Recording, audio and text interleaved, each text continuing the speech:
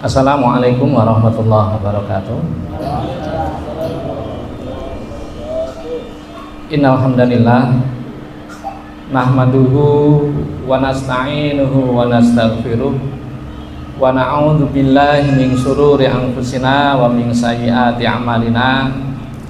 May yahdihillahu fala mudhillalah wa may yudlilhu fala hadiyalah. Asyhadu an la ilaha illallah wahdahu la syarikalah wa asyhadu anna Muhammadan abduhu wa rasuluhu la nabiyya ba'dah.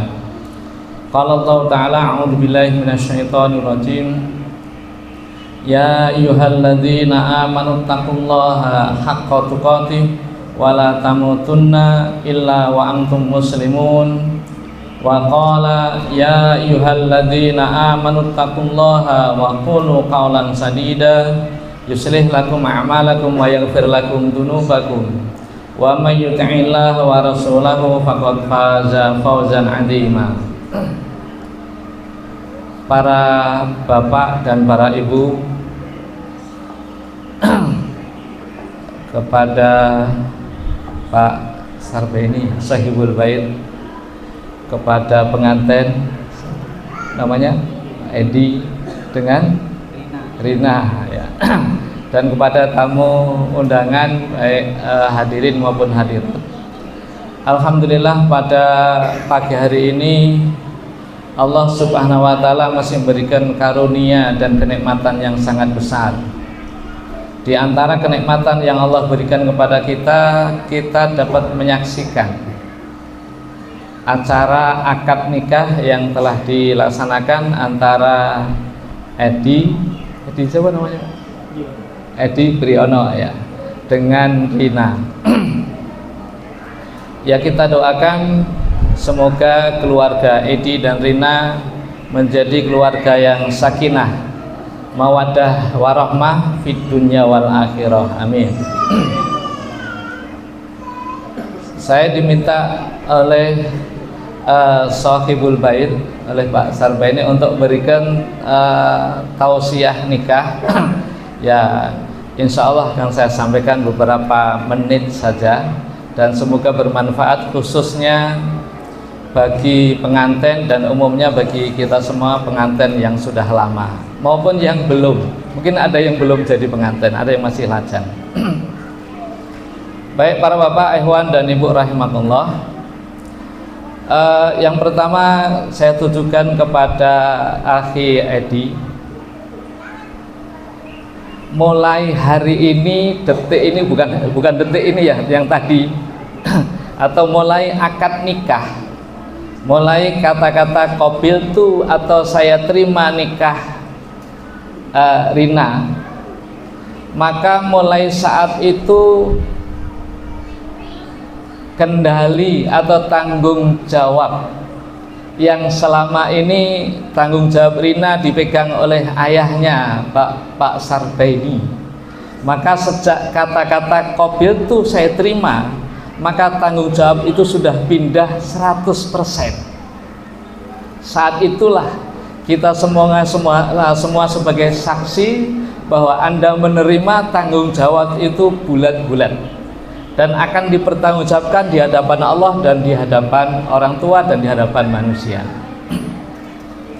Berarti mulai saat ini Edi kalau kita ibaratkan seperti kapal sebagai nakoda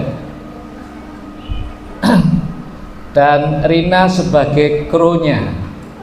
Kalau kita ibaratkan pesawat, Edi sebagai pilotnya dan Rina sebagai pramugarinya. Kalau kita ibaratkan seperti sekolah, maka Edi seperti kepala sekolah dan Rina sebagai guru-gurunya.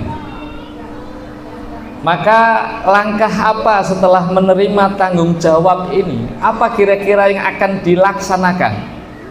Nah, saya hanya memberikan nasihat atau saran. Nanti yang menentukan adalah Edi sendiri. Saran saya, sebelum kapal berangkat, sebelum pesawat lepas landas, mestinya tentukan dulu arah Kalau bahasa Al-Quran namanya wijhah, arah, tujuan ataupun orientasi, dan itu sangat penting sekali. Allah mengatakan di dalam surat Al-Baqarah 148, a'udzubillahi minasyaitonirrajim, likullin wijhatun huwa muwalliha fastabiqul khairat ainama takunu ya'ti bikumullahu jami'a innallaha ala kulli syai'in qadir. Likullin, setiap manusia, setiap umat, atau katakanlah setiap organisasi dalam arti di situ, wijhatun mestinya mempunyai wijah, mempunyai arah yang akan dituju, mempunyai orientasi yang akan dituju kemana arahnya. Sebuah keluarga yang tidak punya arah, tidak punya wijah, nggak jelas nanti mau kemana arahnya ini. Akhirnya berjalan apa adanya saja, nggak jelas mau kemana. Nah, mestinya tentukan arah yang jelas. Kalau tadi ibarat kepala sekolah, maka mestinya kepala sekolah itu membuat arah, membuat panduan, dan nanti sehingga guru-gurunya itu jelas arahnya ke sini, tinggal melaksanakan. Nah, banyak keluarga yang kadang-kadang dalam pertengahannya, katakanlah kadang 1 tahun atau sekian tahun berikutnya, kehilangan arah kemana, kehilangan orientasi dalam kehidupannya. Karena bisa jadi mungkin dari awal tidak menentukan arahnya, nggak jelas. Tapi kalau sudah ditentukan, jelas ketika katakanlah kapal itu kok mencong ke kanan, ke kiri misalnya, luruskan, kita akan anggap sajalah ke Surabaya dan seterusnya. Dan ini untuk Edi, kalau sudah jelas arahnya, nanti ketika ada angin dan seterusnya, itu luruskan. Biasanya ya, ini pengalaman mungkin bagi kita yang sudah biasanya badai itu datang itu ketika punya anak satu tahun menjelang 2 tahun, itu kadang-kadang badai datang karena anak sudah mulai lasak, kemudian panggilan sudah berbeda statusnya, dari dari suami sudah menjadi ayah, sudah menjadi ibu, kemudian sudah berpikir ekonomi, dan kadang-kadang badai itu datang. Ini pengalaman saya dulu pernah dibilang nanti badai itu kira-kira punya anak 1 menjelang 2 tahun datang. Betul, saya mendapatkan badai yang luar biasa. Badai itu bisa dari dalam, bisa dari luar. Tapi kalau sudah punya orientasi, punya arah, insya Allah terus kita luruskan. Baik para bapak, ikhwan dan ibu rahimakumullah. Nah, orientasi arah yang paling baik secara global adalah sa'adah fid dunya wal akhirah, yaitu bahagia dunia dan akhirat, atau sebagaimana tadi saya sampaikan, sakinah mawaddah warahmah fid dunya wal akhirah. Allah mengatakan dalam surat Al-Baqarah 200 dan 201, faminan nasi may yaqulu rabbana atina fid dunya wa ma lahu fil akhirati min khalaq. Sebagian manusia ada orang yang orientasinya hanya dunia saja, orientasi hidupnya hanya dunia saja. Dia akan mendapatkan dunia itu, tapi di akhirat tidak akan mendapatkan kebahagiaan. Wa minhum may yaqulu rabbana atina fid dunya hasanah wa fil akhirati hasanah wa qina adzabannar. Al-Baqarah 201. Dan sebagian ada orang yang membuat orientasi hidupnya itu hasanah di dunia, atau sa'adah yaitu kebahagiaan di dunia, dan hasanah fil akhirah. Baik para bapak, ikhwan dan ibu rahimakumullah, dengan apa untuk mendapatkan kebahagiaan dunia dan akhirat? Di dalam ayat yang lain Allah memberitahukan di dalam surat An-Nahl ayat 97, man amila sholihan min dzakarin au unsa wa huwa mu'minun falanuhyiyannahu hayatan thayyibah walanajziyannahu ajrahum bi ahsanil ladzi kanu ya'malun.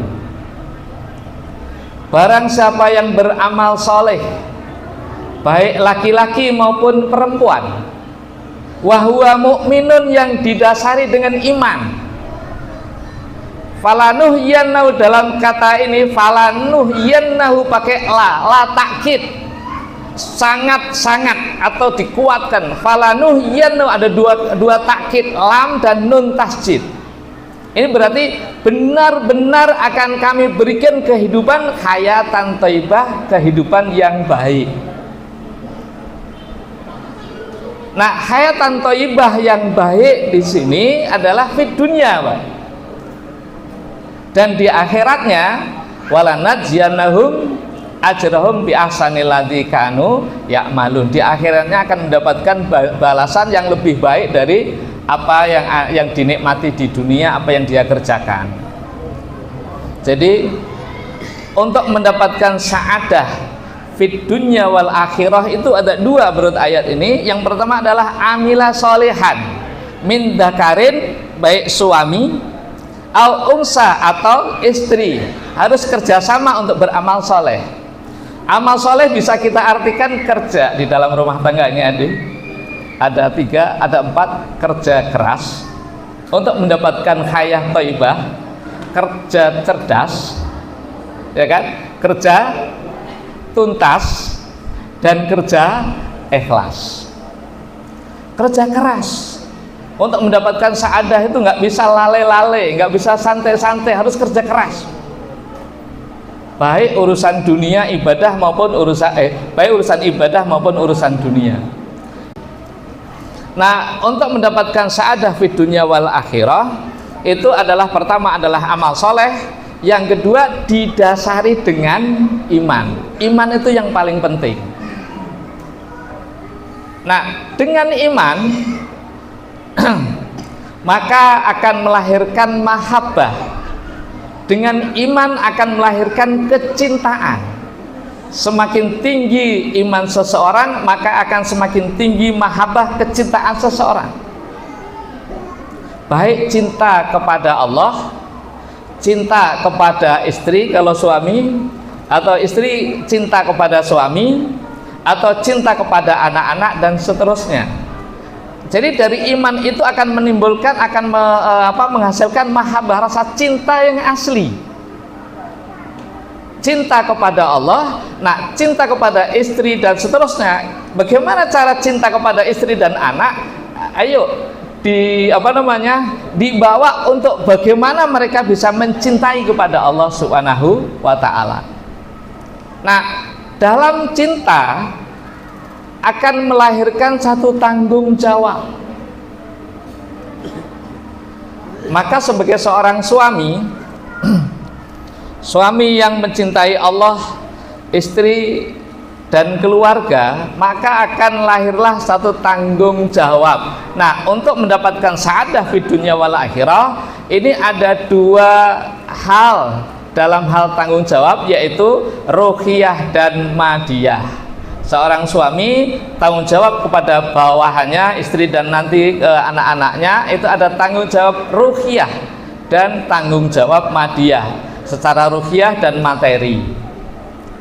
Adapun tanggung jawab ruhiyah seorang suami kepada keluarganya, itu ajarkan kepada istri terutama tentang kewajiban-kewajiban Allah terhadap kita, terhadap hamba-hambanya. Anggap salah yang paling mudah, sholat 5 waktu. Dan untuk perempuan ini di surat surat Toha ayat 132. Ini untuk kita semua, bapak-bapak terutama, kita disuruh ngajarin ibu-ibu, maaf Bu ya. Kata Allah bilang wa'mur ahlaka bis sholati wastabir alaiha. Allah menyuruh kepada para suami, bapak dan ikhwan, Allah menyuruh kepada para suami untuk menyuruh istrinya sholat. Dan ayat itu mengatakan wastobir alaiha. Wastobir itu asalnya adalah sabar, wasbir, tapi pakai ada sedikit satu kata to, wastobir. Sebenarnya artinya sama, cuman ada satu kaedah. Kaedahnya adalah ziyadatul mabni tadulu ala ziyadatil makna. Bertambahnya huruf dalam satu kalimat atau dalam satu kata itu mempunyai makna, mempunyai tambahan makna. Jadi kalau wasbir, sabar, wastobir, ini kesabarannya lebih tinggi lagi. Nah, Bapak, Ikhwan dan Ibu rahimakumullah, seorang suami disuruh oleh Allah untuk menyuruh istrinya sholat dan sabar. Sabar itu identik dengan kesulitan, identik dengan kesusahan. Kalau senang sabar nggak dibilang, Pak. Orang senang sabar ya nggak ada orang bilang senang sabar. Tapi sabar itu dibilang untuk orang yang sedang susah. Nah, ini maknanya bahwa kaum ibu, halo Bu, ini kata Allah ya Bu, kaum ibu itu untuk sholat 5 waktu sesuai dengan waktu, tepat waktu itu sulit, kata Allah. Banyak kali alasan, oh saya enggak Pak, berarti 1-2 ini istimewa, kalau ya enggak. Bahkan Allah mengatakan wastobir, bukan wasbir. Hai suami, sabarlah kamu, sabar tingkat tinggi dalam menyuruh, jangan bosan-bosan. Adzan, Dek. Sudah adzan. Nah, tapi saya yakin kalau di sini Rina begitu adzan sholat nggak deh? Oh gitu ya, nggak nunggu apa namanya, nanti orang sudah pulang ke masjid baru, atau menunggu akhir waktu, nggak ya? Ada satu cerita dulu. Suaminya itu selalu ikut taklim, rajin begitu adzan ke masjid. Istrinya sholatnya asal-asal lah. Jadi suaminya begitu adzan, suaminya bilang sama istrinya, Dek sholat, ya Bang. Akhirnya nanti sholat ya, saya mau ke masjid, kata suami, ya Bang. Pergilah ke masjid suaminya. Selesai, sudah sholat berjamaah, begitu pulang, istrinya nggak pakai telkom, istilahnya sudah kegiatan lain. Ditanya, sudah sholat Dek? Sudah Bang. Kapan sholatnya? Yuk tadilah, abang ke masjid saya sholat lah. Oh ya. Nanti sholat lagi, adzan berikutnya ke masjid, sholatnya Dek? Ya Bang. Kayak gitu aja. Si suami ini nggak pernah lihat istrinya sholat, karena alasannya sholatnya ketika suaminya berangkat ke masjid. Curiga, jangan-jangan nggak sholat istri gini. Akhirnya buat siasat. Telkom yang biasa dipakai dilipat rapi, ditandai lipatannya 1, 2, ditaruhlah di tempat situ. Kalau telkom itu dipakai pasti berubah. Dilipat rapi, suaminya berangkat ke masjid. Dek, nanti sholat ya? Iya Bang. Pergilah sholat ke masjid. Begitu pulang, ditanya, sudah sholat Dek? Sudah Bang. Berapa rakaat? Ya 4 rakaat lah sholat duhur. Diam-diam suaminya lihat telkomnya, makenanya dilihat, ini lipatannya masih asli, belum terbuka. Ini berarti istrinya bohong. Masya Allah. Ini salah satu bentuk sabar Pak. Bentuk sabar itu sampai kayak gitu loh, bukan langsung misalnya kamu nggak sholat tempeleng deng, Masya Allah, jangan, itu nggak sabar namanya. Ya, nyuruh untuk sabar, nyuruh sholat, sabar itu sampai seperti itu, penelitian itu, perlu penelitian. Baik. Nah, saya yakin pengantin di hadapan kita ini insya Allah kalau yang wajib sudahlah, sudah bagus lah. Nah, kalau sudah wajibnya itu sudah dilaksanakan, coba sunnahnya, salat sunnahnya, terutama yang sering saya sampaikan untuk salat sunnah ini qiyamul lail, salat malam. Bapak-bapak, ikhwan dan ibu rahimakumullah, ternyata salat malam itu fadilahnya luar biasa. sampai banyak lah. Di sini dua saja saya sampaikan karena berhubungan dengan keluarga. Yang pertama, fadilah sholat malam. Orang yang suami istri selalu melaksanakan sudah menjadi kebiasaan rutin sholat malam, maka akan menjadi keluarga yang disayang oleh Allah.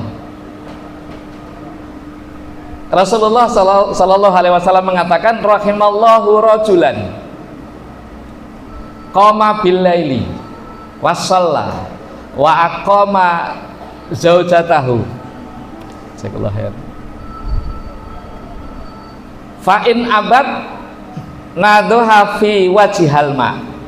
Allah sayang, rahimah, Allah sayang kepada seorang laki-laki yang malam itu dia bangun malam, kemudian dia sholat, terus membangunkan istrinya. Sholat malam membangunkan istrinya. Kalau tidak mau diapain? Kata Rasul, pakai bukan ya bukan dimarahi, Pak.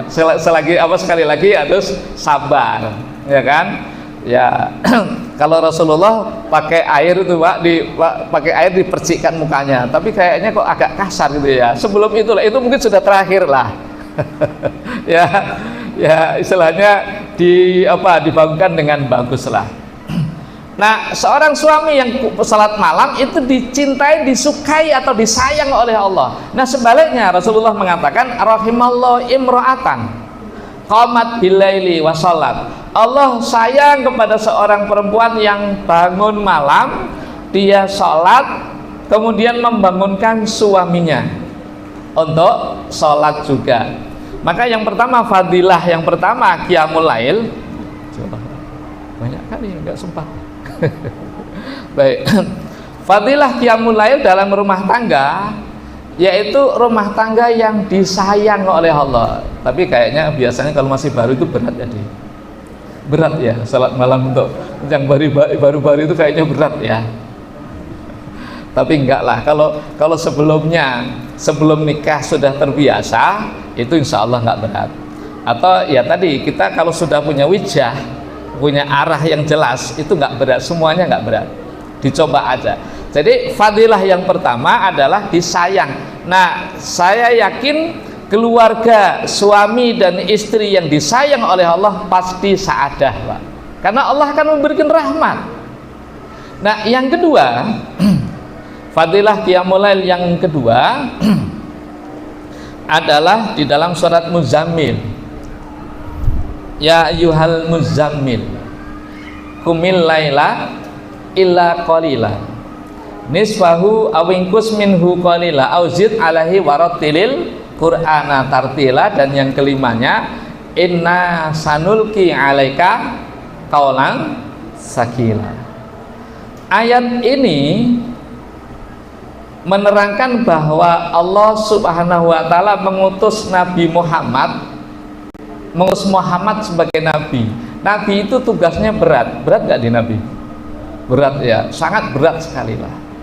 Nah, sebelum Allah mengutus Nabi atau Allah membekali bekal yang paling hebat yang Allah berikan kepada Nabi Muhammad adalah apa? Qiyamul lail.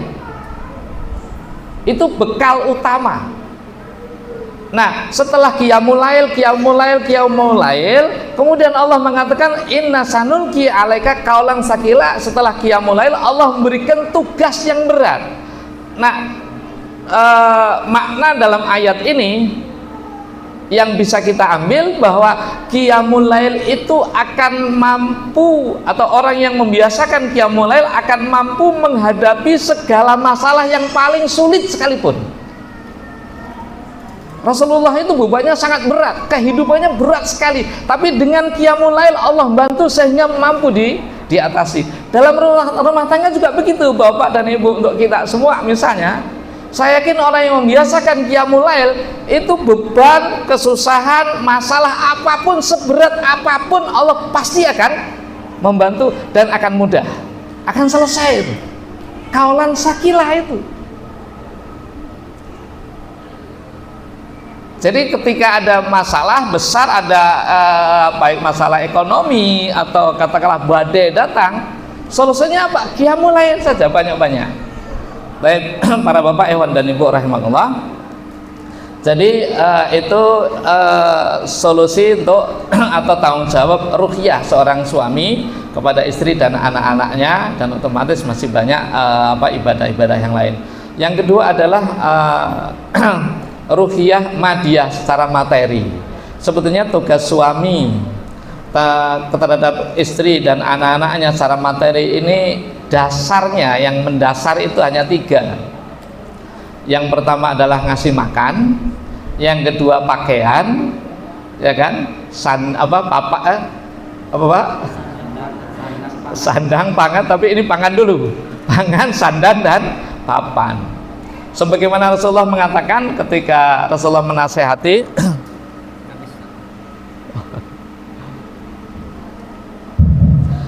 ketika Rasulullah menasehati sahabat, apa kata Rasulullah? At'imuha idza ta'imta. Beri makan istrimu kalau kamu makan.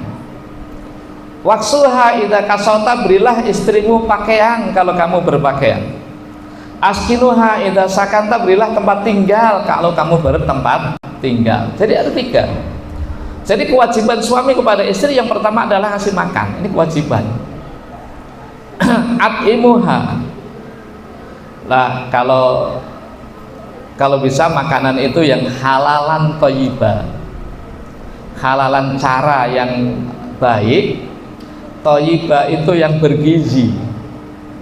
Jangan dikasih gori sama kerupuk tiap hari, nanti nggak hafal, suruh hafal Al-Fatihah sebulan nggak hafal-hafal. Jadi halalan thayyibah, tapi di Dava nggak kayak gitu ya Pak. Biasanya kan di pondok kalau di Dava banyak gizinya insya Allah. Kadang-kadang ya ada orang dipaksa untuk menghafal ini, masukkan tahfidz, sementara gizi yang masuk ke dalam mulutnya, makanan yang masuk itu kurang bergizi. Makanya kalau bisa makanan yang bergizi. Yang kedua, waksuha, berilah pakaian yang layak lah. Pakaian yang bagus. Nah, kalau kita mampu, nanti pakaian yang mungkin punya ya sekali-kali, istilahnya kalau kita punya uang yang harganya agak mahal sedikit gitu. Bu-ibu, misalnya Bu, baju gamis itu kok yang udah untuk awal-awal yang harga 100.000 pun jadilah, ya nggak apa-apa lah. Nanti kalau punya uang yang harga 250 atau 300 gitu lah. Ibu-ibu, kira-kira Bu, yang harga 200 dengan yang harga 500 ketika make itu senang yang mana Bu? Kira-kira Bu, ini ibu-ibu nih, gamis atau pakaian ya, baju yang harga 200.000, terus besoknya pakai yang harga 500.000, mana kira-kira? Ini perasaan hati, kan itu bahagia kan dalam hati, mana lebih senang Bu? Yang 500 kan Bu? Iya Pak, bapak-bapak, jadi kalau bapak punya uang Pak, jangan istilahnya, kita kan zuhud, jadi yang penting bisa dipakai, yang harga 200.000 pun cukup, jangan Pak, kali-kali belikan yang harga 500, seneng ternyata, menyenangkan istri itu bagus kok ya. Baik Bapak, ikhwan dan Ibu rahimakumullah. Yang ketiganya, berilah tempat tinggal yang layak. Nah, makan, pakaian, dan tempat tinggal ini adalah kewajiban suami. Nah, biasanya saya agak seloroh sedikit Bu. Berarti ibu-ibu wanita wajib masak nggak Bu? Masak untuk suami itu bagi ibu-ibu wajib nggak Bu?